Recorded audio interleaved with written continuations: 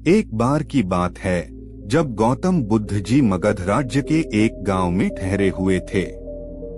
गांव से थोड़ा बाहर एक मोची अपने परिवार के साथ रहता था। उस मोची के घर के पास एक तालाब था। एक दिन रोज की तरह सुबह मोची तालाब किनारे पानी लेने गया। वहां उसने तालाब में एक बहुत ही अद्भुत पुष्प देखा। वह पुष्प देखने में बहुत ही सुंदर था और चमत्कारिक भी प्रतीत हो रहा था। मोची ने तुरंत ही अपनी पत्नी को बुलाया और वह पुष्प उसे दिखाया। मोची की पत्नी आध्यात्मिक और धर्म में आस्था रखने वाली थी। वह पुष्प को देखते ही समझ गई कि जरूर कल यहाँ से गौतम बुद्ध जी गुजरे होंगे। उन्हीं के प्रताप से यह पुष्प खिला है। पुष्प को चमत्कारिक मानकर मोची ने एक योजना बनाई। उसने अपनी योजना के बारे में पत्नी को बताया कि वह इस पुष्प को राजा को देगा और उनसे खूब सारी स्वर्ण मुद्राएं लेगा।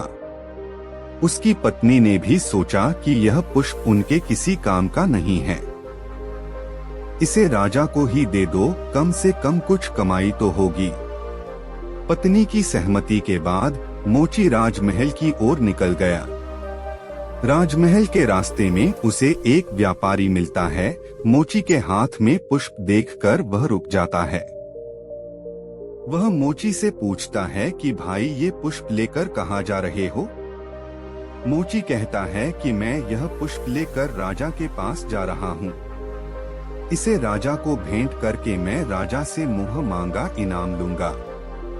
व्यापारी ने मोची को प्रस्ताव दिया कि तुम ये पुष्प मुझे दे दो, बदले में मैं तुम्हें 100 स्वर्ण मुद्राएं दूंगा। मोची सोच में पड़ गया। उसने सोचा कि जब व्यापारी इस पुष्प के लिए 100 स्वर्ण मुद्राएं दे रहा है तो राजा तो और ज्यादा देगा। यही सोचते हुए उसने व्यापारी को पुष्प देने से मना कर दिया। थोड़ा आगे चला ही था कि उसे रास्ते में राजा आते हुए नजर आए जो गौतम बुद्ध के दर्शन के लिए जा रहे थे। राजा भी मोची के हाथ में वो दिव्य पुष्प देखकर अचंभित हो गए। राजा ने मोची को पुष्प के बदले 1000 स्वर्ण मुद्राएं देने के लिए कहा। यह सुनते ही मोची के मन में एक अजीब सी चेतना आई और वह राजा को पुष्प न देकर दौड़ता हुआ सीधे महात्मा बुद्ध के पास जा पहुंचा। महात्मा बुद्ध जी मोची को देखकर हैरत में पड़ गए। उन्होंने मोची से पूछा तो मोची ने उन्हें सारी बात बताई। इसके बाद मोची ने वह पुष्प महात्मा गौतम बुद्ध के चरणों में अर्पित किया और उनसे कहा कि पहले तो मेरे मन में पुष्प को देखकर लालच आ गया था, लेकिन अब मैं समझ गया हूँ कि जिसकी छाया पड़ने से ही एक पुष्प इतना दिव्य हो गया हो, अगर उसकी शरण में मैं चला जाऊँ तो मेरा जीवन भी धन्य हो जाएगा। इसके बाद वह आजीवन महात्मा गौतम बुद्ध का शिष्य बनकर रहा। इस कहानी ने हमें सिखाया कि हमारी जिंदगी में हमें बहुत से चीजें अपनी तरफ आकर्षित करती हैं, लेकिन हमें उनके लालच में न फंसकर अपने ज्ञान का प्रयोग करके जीवन में सही राह को चुनना चाहिए। एक बार महात्मा बुद्ध अपने शिष्यों के साथ तीर्थ यात्रा के लिए जा रहे थे। चलते चलते रास्ते में एक गांव आया। महात्मा ने कहा, आज का विश्राम इसी गांव में करते हैं। यह कहकर शिष्यों सहित उस गांव में चले गए। गांव के लोगों ने महात्मा के दर्शन किए तो बहुत प्रसन्न हुए और महात्मा के लिए बहुत अच्छा आसन लगाया। सभी अपने अपने घर से अच्छी मिठाई बनाकर रात लाए। सभी बच्चे, बड़े, स्त्रियां महात्माओं के पैर में बैठ गए और आराम से बैठ गए कर ज्ञान की बातें सुन रहे हैं। सुबह हुई तो महात्मा बुद्ध ने गांव वालों से कहा, अब अच्छे हैं हम, आप सभी हम जाने की अनुमति दे। गांव वालों ने कहा था, महाराज एक दिन तो और रुको, लेकिन महात्मा ने कहा था, नहीं बच्चों अब हम जाते हैं, कभी फिर आएंगे। यह कहकर महात्मा चल पड़ेंगे और चले जाएंगे। महात्मा बुद्ध ने गांव के लोगों को आशीर्वाद दिया और कहा कि सब के सब उजड़ जाओ। यह आशीर्वाद लेकर महात्मा बुद्ध चले गए। रहते थे। शाम हुई तो महात्मा का एक और गांव उत्तर प्रदेश में। वह दादी ही बच्चों का बड़ा सा झुंड दौड़ा आया और महात्माओं को चारों ओर से घेर कर कोई मिट्टी फेंकता है तो कोई मित्रता रखता है। सौरभ मचाने लगे। महात्मा लोग बड़ी मुश्किल से अपने प्रश्न पूछते हुए एक जगह गए और जो अपने पास फटा पुराना कोलमंड था उसे खाली कर दिया गया। काफी देर बाद गांव के कुछ बड़े और बूढ़ आए। वे सभी महात्माओं को देखकर हंसने लगे और मजाक करने लगे। एक युवक ने तो महात्माओं का ही दम तोड़ दिया और कहा कि ये क्या काम आएगा, कम से कम मेरी भैंस तो उड़ेगी। वे महात्माओं का अपमान करते चले गए। महात्माओं ने कहा, पसेलेदे हुए बड़ी मुश्किल से रात बिताई। सुबह सुबह ही महात्मा चलने लगे और महात्मा बुद्ध ने गांव को आशीर्वाद दिया कि सब के सब बसते रहो। गांव से काफी दूर जाने के बाद जंगल में एक तालाब आया और कुछ के पेड़ दिखे तो महात्मा बुद्ध ने कहा कि यह बच्चा थोड़ा देर से फल विश्राम करता है। वह महात्मा लोग फल खाते हैं और तालाब का शीतल जल बनाते हैं। तब एक शिष्य ने कहा था कि महात्मा बुद्ध ने कहा था कि बोलो बच्चों, क्या जानना चाहते हो। शिष्य ने कहा कि महात्मा ने जिस गांव में हमारी अच्छी सेवा की थी उन लोगों को आपने आशीर्वाद दिया कि उजड़ जाओ, और जिस गांव में हमारा अपमान हुआ उन लोगों को आपने आशीर्वाद दिया कि बसाओ। ऐसा क्यों महाराज। तब महात्मा बोले, बच्चे, पहले गांव में कैसे अच्छे विचारों के आदमी थे। वह आदमी उजड़ गया तो दुनिया के कोने कोने में घूम गया और जहाँ जहाँ भी गया सभी को अच्छे विचार सिखाएंगे। इसके लिए मैंने उजड़ जाने का श्रृंगार किया। हर व्यक्ति अच्छा एवं बुरा कार्य करता है। अच्छा काम यश देता है और बुरा काम बदनामी। इनके बीच आपका गुण और अवगुण भी महत्वपूर्ण भूमिका निभाता है। आपका एक अवगुण आपके अच्छे कामों पर पर्दा डाल देता है। इस कारण सभी को अवगुण का त्याग करना चाहिए।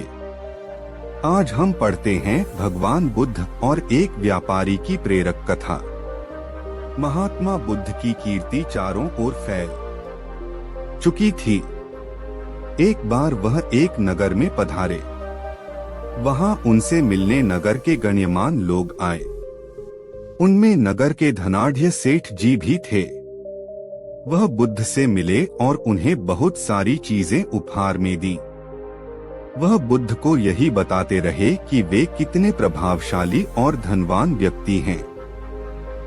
उन्होंने बताया कि उन्होंने नगर में इतने अस्पताल और स्कूल बनवाए हैं। यह मंच और वह कीमती सिंहासन जिस पर बुद्ध बैठे हैं वह भी उनके द्वारा ही तैयार कराया गया है। बुद्ध सुनते रहे। जब वह चलने लगे तो बुद्ध ने कहा, आप जो कुछ भी मेरे लिए लाए थे वह सब कुछ यहीं छोड़कर जाइए, कुछ लेकर मत जाइए। सेठ ने कहा, महात्मन, मैं तो जो कुछ लाया था यहीं छोड़कर जा रहा हूँ। बुद्ध ने कहा, आप जो भौतिक चीजें लाए हैं वे मेरे काम की नहीं। मेरा प्रयोजन तो तब पूर्ण होगा जब आप अपने अहंकार को भी यहीं छोड़कर जाएं। बुद्ध की बात सुनकर सेठ को अपनी गलती का एहसास हुआ और उन्होंने अपने अहंकार को दूर करने का वचन दिया। दिखावा और अहंकार सदैव अच्छे प्रयोजन से किए गए कार्यों को भी मलिन कर देता है। आज की यह कहानी इस बात पर आधारित है कि जीवन में अगर कुछ बड़ा करना है तो व्यक्ति को अपनी सोच बड़ी रखनी चाहिए। अगर व्यक्ति के सपने बड़े होंगे तभी सफलता भी बड़ी होगी। इसके लिए व्यक्ति को बड़ा सोच होगा। आइए पढ़ते हैं यह प्रेरक कहानी। एक व्यक्ति था जो गरीब परिवार में रहता था। वह बहुत दिनों से नौकरी की तलाश कर रहा था, लेकिन उसे अपने शहर में नौकरी नहीं मिल पा रही थी। ऐसे में उसने दूसरे शहर में किस्मत आजमाने का फैसला किया। उसने अगले ही दिन ट्रेन पकड़ी और दूसरे शहर की तरफ निकल गया। उसकी माँ ने एक टिफिन बॉक्स में रोटियां रख कर दी। वह इतना गरीब था कि उसके घर में सब्जी नहीं बनती थी। ऐसे में बस उसकी माँ ने रोटियां ही दी थीं। जब उसका आधा सफर तय हो गया तब उसे भूख लगी। उसने टिफिन निकाला और रोटियां खाने लगा। जैसे वो रोटी खा रहा था उससे उसके आसपास बैठे लोग उसे देख रहे थे।